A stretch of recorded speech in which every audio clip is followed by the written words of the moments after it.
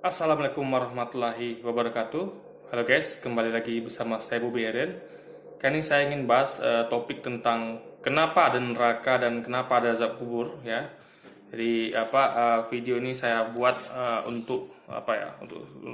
Untuk sedikit memberikan nasihat lah gitu dan memberikan alasan kenapa Allah itu menciptakan selain surga ya. Tentu kita tahu ada surga penuh dengan kenikmatan. Allah juga menciptakan neraka dan juga dia mengadakan azab kubur gitu bagi orang-orang yang tentu yang masuk kriteria itu guys untuk mendapatkan hukuman itu, karena namanya azab kubur dan neraka itu adalah hukuman atau azab bagi orang-orang yang tentu bersalah gitu guys. Nah, jadi gini,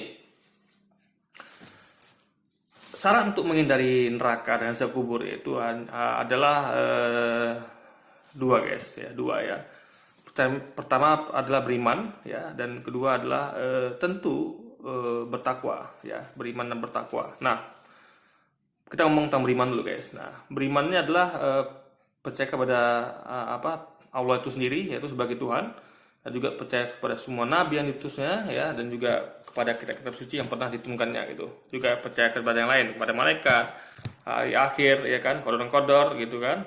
Nah, jadi kalau kita ngomong tentang beriman ya, kita harus ngerti ya bahwa sesuatu yang disebut Tuhan yang menciptakan, dia mampu menciptakan neraka ya. Itu artinya dia telah tentu maha kuasa gitu ya. Dia berkuasa untuk memasukkan orang ke neraka, dan dia berkuasa untuk mengeluarkan orang dari neraka, dan dia berkuasa untuk ibaratnya untuk membebaskan orang itu dari neraka sama sekali gitu. Jadi ada tiga ya, ada orang yang dimasukkan neraka kekal, ada orang yang dimasukkan habis itu dikeluarkan lagi, dan ada orang yang tidak dimasukkan neraka sama sekali. Nah, orang yang masuk neraka kekal adalah orang-orang kafir, yang mana mereka tidak mengakui bahwa Allah adalah Tuhannya gitu, ya kan? Karena kenapa? Karena ini masalah pengakuan adalah karena gini guys, karena dialah yang telah menciptakan kita kan dari tiada jadi ada. Kalau kita patuh taat padanya, ketika kita akan dianugerahkan dengan surga yang penuh yang sangat indah, yang penuh kenikmatan. Di dunia pun kita juga dikasih kenikmatan juga di dunia halal gitu kan. Nah, jadi kita harus bersyukur, minimal kita tunjukkan dengan kita mengakui dia Tuhan kita.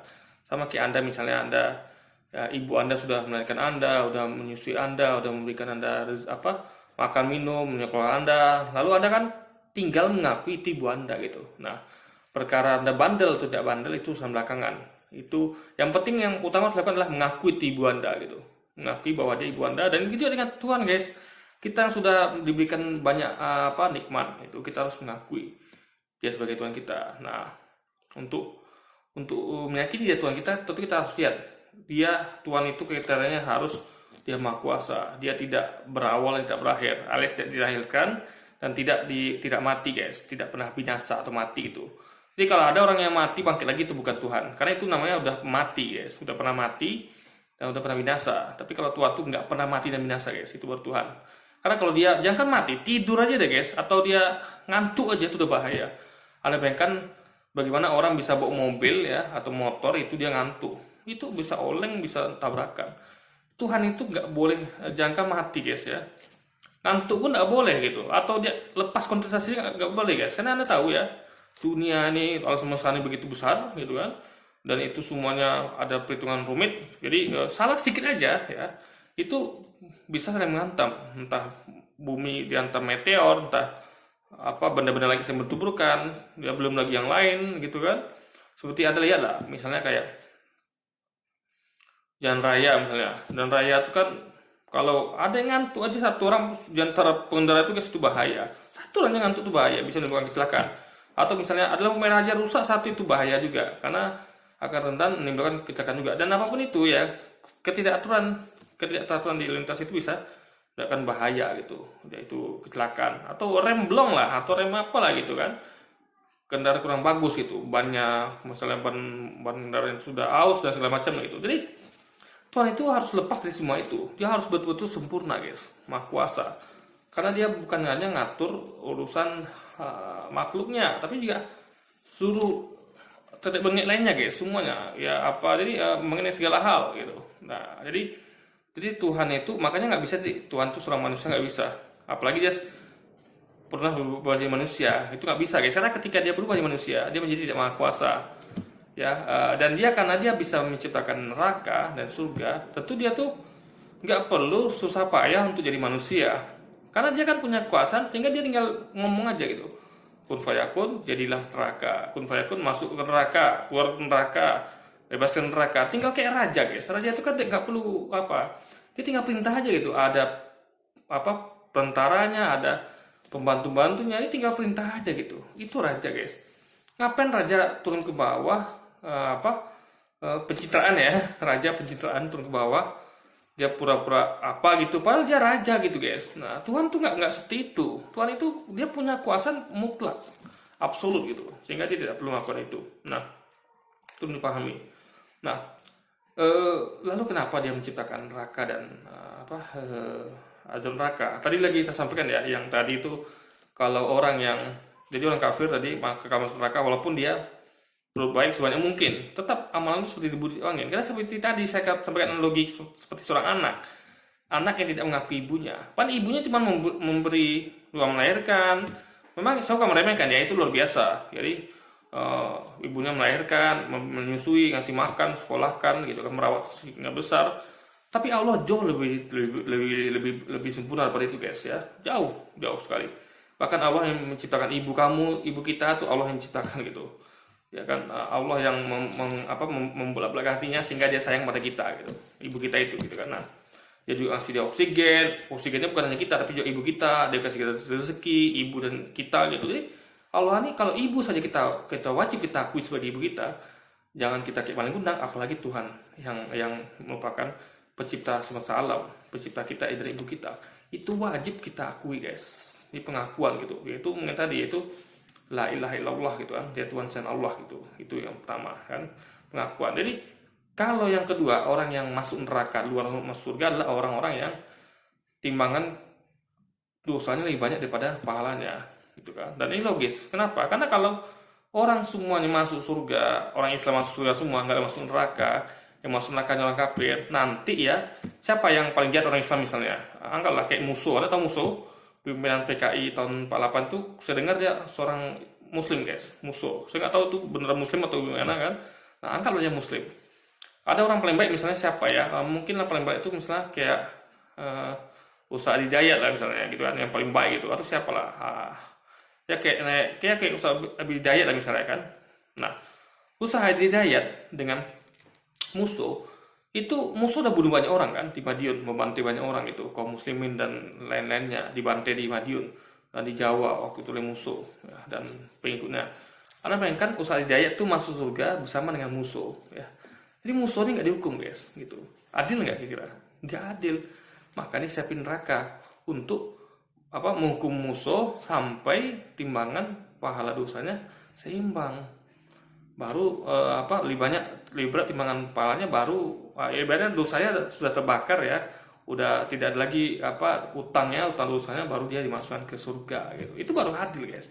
Nah karena gini, kalau Tuhan tidak adil ya, ini kita pakai logika aja ya, bagaimana bisa Tuhan tuh kalah oleh manusia? Manusianya di bumi itu mendapatkan keadilan. Coba anda bayangkan ya, orang kayak Musuh tuh di dunia dihukum nggak? Ya, atau lah orang yang paling gampang yang sekarang ini yang eksisnya kayak Bentontaran lah, atau Bentontaran ya, itu bagaimana bisa Bentontaran itu tidak dihukum di dunia ya? Di dunia aja dihukum guys, Bentontaran gitu. Kalau Bentontaran yang dihukum, Bentontaran dengan enak membunuh orang itu, kalau dia aku bersalah gitu, nggak dihukum. Coba orang kamu tanya di mana keadilan? Orang komplain di mana keadilan? Jadi keadilan akan tegak ketika seorang salah dihukum, baru keadilan ditegakkan, baru orang mengakui ini hukum ditegakkan. Tapi kalau misalnya orang-orang bersalah itu nggak dihukum, maka dikatakan keadilan tidak ditegakkan ya kan. Nah apalagi nanti di akhirat ya, yang sang hakim itu sendiri gitu kan, ya Allah SWT, dia tuh nggak mungkin akan melepaskan kita dari hukuman gitu, kecuali kalau kita bertobat guys, minta ampun padanya gitu dan minta ampun padanya, dan itu harus diimbangin dengan ketulusan dan juga pahala kita ya. Karena apa ya, kita tuh nggak bisa lepas dari apa pantauan ya guys gitu. Jadi gini, neraka dan azab kubur itu diciptakan ya, itu untuk sebagai ancaman agar kita bukti tanda sayang dia kepada kita. Karena gini guys, ingat ya, Anda jangan fokus pada azabnya. Oh, neraka tuh kejam, sadis, nanti kita dibakar segala macam, kubur juga. Loh, itu kan kalau Anda berbuat dosa yang apa yang itu lebih banyak dosanya pada pahala Anda gitu. Kalau Anda biasanya kan tidak ada masalah, sama kayak orang nih. Oh, aduh penjara tuh kayak pembunuh tuh ditembak mati lah. Itu kan bagi yang membunuh. Kalau nanti membunuh kan aman-aman saja gitu. Makanya bagi Anda yang taat pada Allah gitu kan, beriman dan bertakwa, Anda perlu khawatir. Itu bukan buat Anda, bro, ya kan? Bukan buat kita gitu. Itu buat orang-orang yang betul-betul melanggar batas gitu. Jadi kayak hukuman kepada tentara ya. Itu dia hukuman dia tuh hukuman mati ya selagi ya, hukuman tentara itu hukuman mati, saya nggak tahu kalau salah hukuman mati. Nah, kita kan nggak begitu, kita nggak kayak dia, kita nggak bantai orang guys gitu. Jadi nggak usah khawatir, selama kita tetap beriman dan bertakwa ya, yang penting kita tuh harus ngerti, kita mengakui Tuhan yang benar dan taat padanya, selesai sudah gitu. Neraka bukan buat kita, azab kubur bukan buat kita. Jadi Anda hanya fokus saja untuk taat, beriman dan taat gitu, ya kan? Nah, apa namanya? Jadi ancaman itu adalah justru untuk mencegah orang supaya naik ke situ. Jadi kita Anda tahu ya, aduh, ketika nggak ada mau buat dosa kan, aduh, nanti ini ancaman neraka nih. Anda bayangkan neraka itu luar biasa, apa namanya, azabnya gitu kan, juga azab kubur. Ya, kalau Anda manusia normal saja, ya kan, tapi Anda wajib percaya juga. Kalau Anda nggak percaya cuma gitu. Jadi kalau Anda, apalagi Anda beriman ya, Anda percaya itu. Kalau ini apa azabnya ini pedih nih, saya apa sih apa untung yang saya melakukan ini gitu kan, dia akan menimbang untung rugi. Kalau saya melakukan maksiat ini, saya akan diazab di neraka atau kubur kan, nggak enak banget gitu. Dia akan tinggal ke maksiat guys gitu.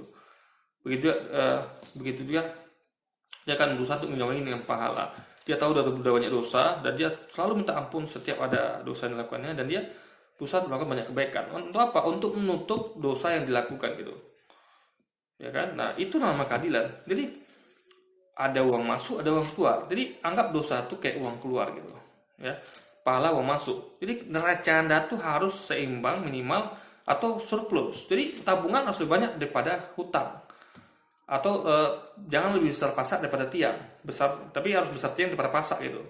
Jadi apa pendapat kita, apa tabungan kita harus surplus guys, alias tabungan harus lebih banyak daripada pengeluaran gitu. Nah, jadi kita akan terpacu untuk, karena kita tahu ada ancaman tadi, kita akan terpacu untuk menghindari maksiat gitu. Karena kita bayangkan azab nanti kita tiba-tiba seperti apa gitu. Apa tubuh kita sanggup menahannya gitu. Kan? Lalu Anda bayangkan,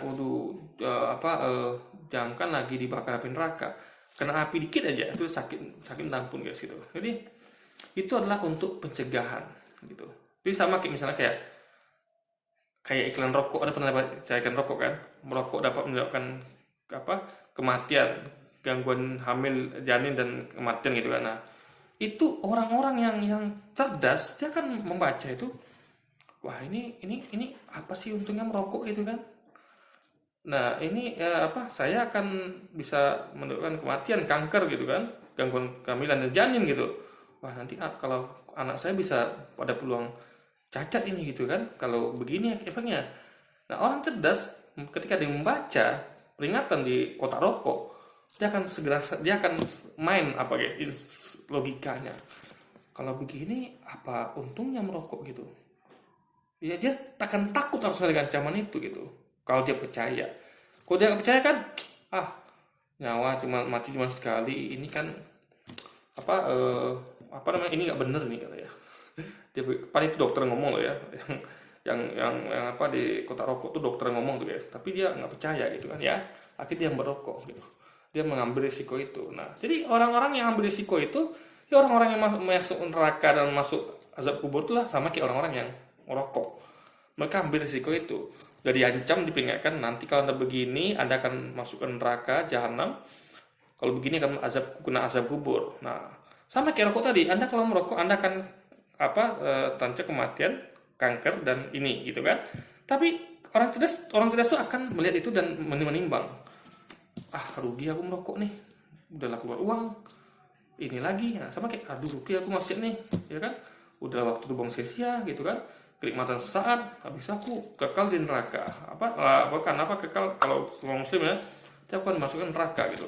Nah, jadi dia akan menimbang untuk rugi. Tapi bagi orang yang tadi itu ya, jadi analoginya adalah orang yang masuk neraka dan masuk kena azab kubur, hanya orang-orang ya mereka tuh memang mau nanggung risiko itu guys, karena mereka nggak percaya, ya juga yang kedua mereka memang masa bodoh gitu. Sama kayak orang merokok tadi, dia nggak percaya kan, ini nggak, kayaknya nggak mungkin deh, ya kan, ini cuma nakut-nakutin aja, padahal itu yang ngomong dokter. Kalau yang azab neraka, azab kubur yang ngomong Allah gitu kan, Tuhan langsung gitu.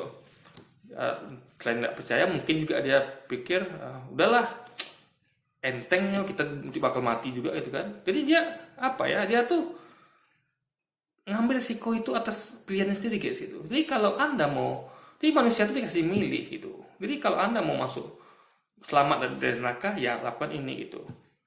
Nah, kalau Anda mau masuk neraka, ini adalah lakukan, Anda masuk neraka gitu. Sama kayak merokok.